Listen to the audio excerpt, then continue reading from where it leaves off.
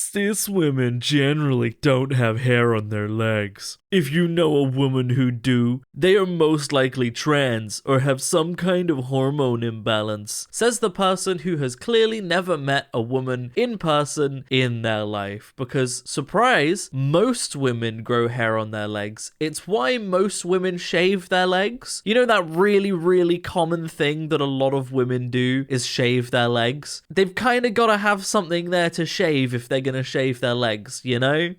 Special thank you to my YouTube members and patrons for supporting the channel and supporting my content. How's it going, everybody, and welcome back to another subreddit video. Today we're going to be returning to r/badwomensanatomy, the subreddit featuring our favorite special guests, Republicans and conservatives who don't understand basic biology, which it turns out is most of them. Who would have thought?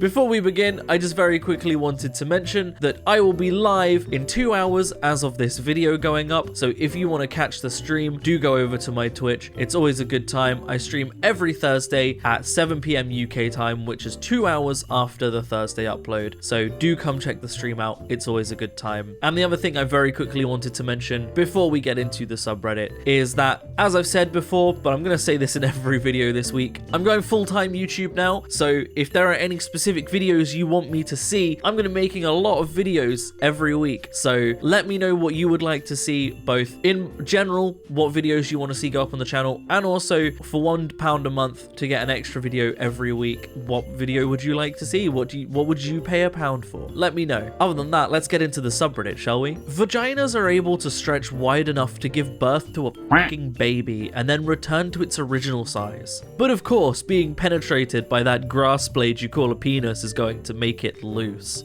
The baby doesn't come out of where the penis goes in. Stay in school, y'all. I hate to be the bearer of bad news, but the vagina and the vagina are in fact the same thing. They are in fact the same place. Otherwise, what would be the point of sex? Like, that wouldn't result in having a baby if it was a different place, because I feel like I don't really need to say any more. That's just common sense, isn't it? So this is a Dear Abby from the 70s, and it's a wild ride. Let's just take a look, shall we? So, Dear Abby, some time ago you ran some letters pertaining to breastfeeding, which interested me because I have long held a theory on the subject. I am convinced that female homosexuality, lesbianism, is caused by breastfeeding. It is a known fact that infants derive an erotic pleasure from breastfeeding. For a boy baby, this is natural and good, but for a girl baby to develop an erotic interest in the breast or another female is unnatural, and I think it leads to lesbianism.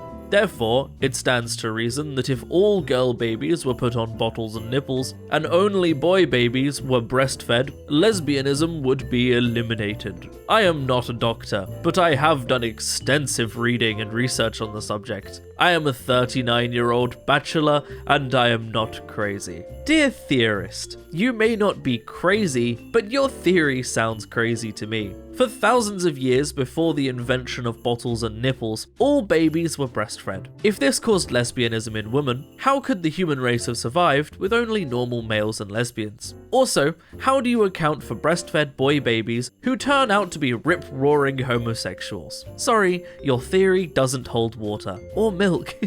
Also, Sigmund Freud would have a field day with this one, because this dude really said that babies, especially boys, get erotic pleasure from breastfeeding, and that's a good thing. Who is it that typically breastfeeds a baby? It's their mother, right? Is it natural and good for a boy to be sexually attracted to his mother? I don't think so.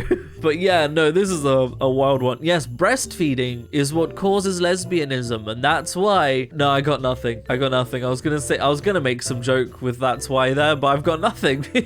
Well, at River and Mal found the worst man rights woman excerpt ever. Hey baby, it's happening. I'm ovulating right now. I felt the tingling of my egg coming out. But the most obvious change to Felicia's body from the woman who had let me join her in the shower was a full inch of waistline added from a burgeoning? I don't know how you say that word. Burgeoning. uterus filled with my bountiful overnight deposits. Imagining those seeds making way into her fallopian tubes, seeking that most precious treasure of eggs, and bringing them to life within her flooded womb, I felt myself stiffen once more. I hated every second of that. I just really disliked every single second of what I just read. No, gross. Get out of here. Leave us alone. OMG. As a nurse, I can't even tell you how many men were shocked that urinary catheters, indeed, are not placed in the vagina. Yes, there are 3 holes. The vagina is all the holes, you ignorant fool. The vagina is the whole area in the crouch, including all of the holes. That is what they taught us in sex ed in school, and I will believe a teacher over some idiot on the internet. This is why having qualified people to teach sex ed is important. Before we even get on to the next part of this, you would trust a teacher who's unqualified to teach sex ed and is just doing the best with what they've got over an actual nurse? Okay, they do pee out of their vaginas, you moron. You're joking, right? Guys have questioned how we pee with a tampon in, so I guess that tracks. There are 2 holes in the vagina. I shouldn't have to say this. Multiple parts of your body make up the vagina. The birth canal, the urethra, the vulva, and the clitoris are all different parts of the body. The vagina isn't just this all-encompassing term for everything down there. No. Oh, God. But they had sex ed in school, and that's what their teacher told them, so it must be true. The teacher couldn't be wrong. Seriously, like, sex ed in schools is really important. I am a huge advocate for this because it is really important. However, the people teaching it need to be qualified, or at the very least have accurate sources to refer to. It's really important. It's so important. If abortion is killing people, so is jerking off. Think of the people you're killing. Sperm is not a baby. The woman's egg is. Stay in school. I mean, if you're going to say one is, they both are. If you just have an egg, not gonna make a baby. You just have the sperm, not gonna make a baby. Basic biology. Stay in school. Wanna know what pisses me off? Seeing bras in the preteen section. What did 10-year-olds and 8-year-olds need a bra for? Some moms say it's a good idea because their baby's body's chest area can be seen from behind sheer clothing. Then for God's sake, buy patents, florals, and stop buying sheer clothing.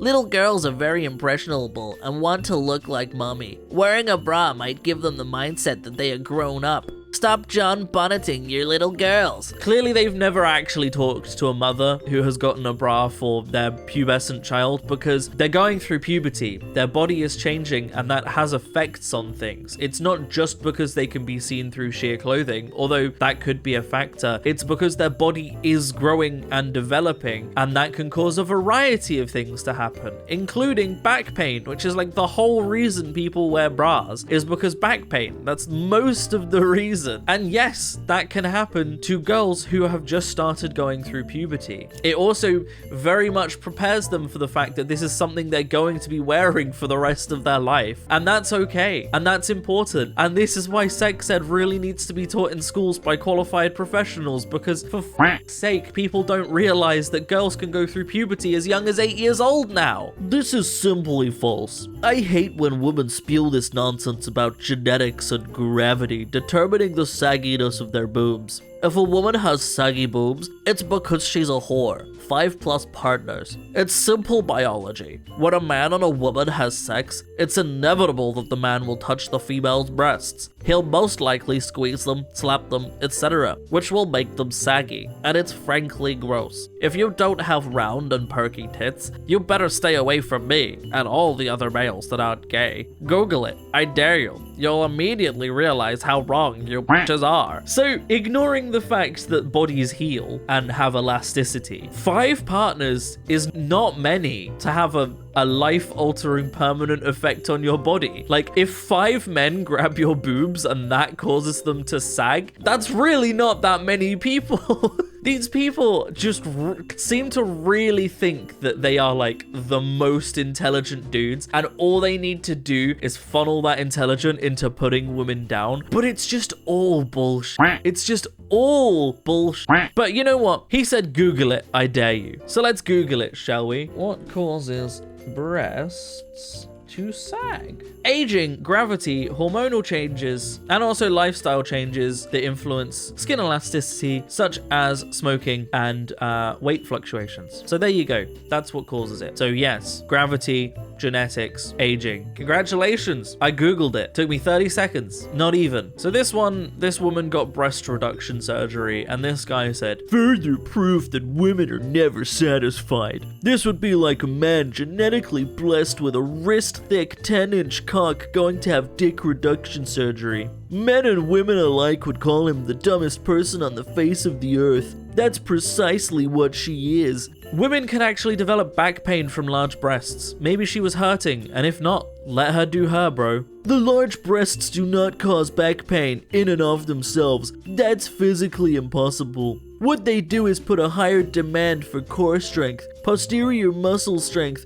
and good functional movement patterns, just like walking around with a rucksack on your back would do. Chronic pain is your body telling you what needs to be strengthened, fixed, mobilized, or what movements are improper/overused. It's a blueprint for how to improve. Imagine removing your tits only to realize if you ever want kids, it will be even worse for your back if you don't strengthen those weaknesses. Your profile says a lot about your ignorance. You don't know shit about the female anatomy. The breast weight pushes the body forwards, so women have to force themselves to stand straighter, which causes back pain. There's so many things to break down here, but yeah, women can get breast reduction surgery as a way of reducing chronic pain, and that's normal and okay, and it's about her body, not about what men want for her body. But also, her having kids isn't going to make a difference there. Having kids can suck and it can hurt your body, but it's not going to be worse because she had breast reduction surgery. Also, he talks about a man blessed with a wrist-thick cock that's 10 inches getting dick reduction surgery, right?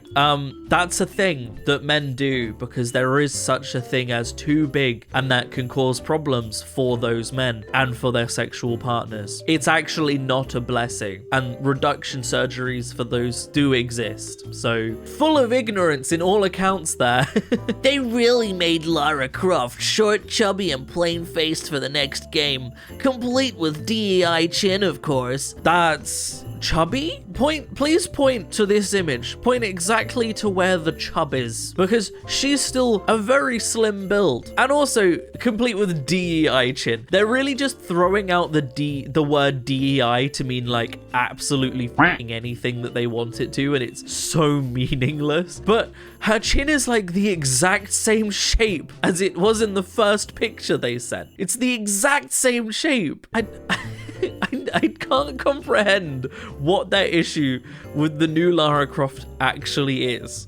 I really can't. And the final post. Nice art skills, but Athena wouldn't have a large chest because she never married and has no interest in romance or sexual pleasures. Those don't determine breast size though. Like, you can be asexual and have big boobs, just like you can be sexually promiscuous and have small boobs. They're not related at all.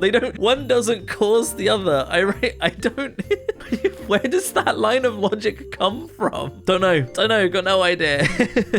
But that's where I'm gonna end the video, everybody. So thank you so much for watching. I hope you have enjoyed. If you would like to support me in making more content like this, then I have a Patreon in the description down below, or equally you can click the join button on the channel to join me. It helps a lot more than you might realize, but by no means should you feel like you have to. I'm going to keep making content regardless. But for those of you that do, in a week or so, I'm going to be uploading a video every week that will be going to patrons and YouTube members only. So if you want to catch that video every week, then that will be behind the lowest pay of £1 a month. So please do consider that, because it genuinely does help a lot. I mean, £1 is actually worth hundreds, if not thousands of views. And it, you know, if I get a few hundred views per video and a few hundred people sign up for my Patreon on the lowest sub, that's still a few £100s a month, which is insane and would help so much. So yeah, and a huge, massive special thank you to all of the YouTube members and patrons that do support me already. Your names are up on the screen right now, and it genuinely helps so much. So thank you to everybody that does. Genuinely, it means so much to me. So thank you. Other than that, thank you so much for watching the video, everybody. I hope you have enjoyed. And as always, I will see you in the next video.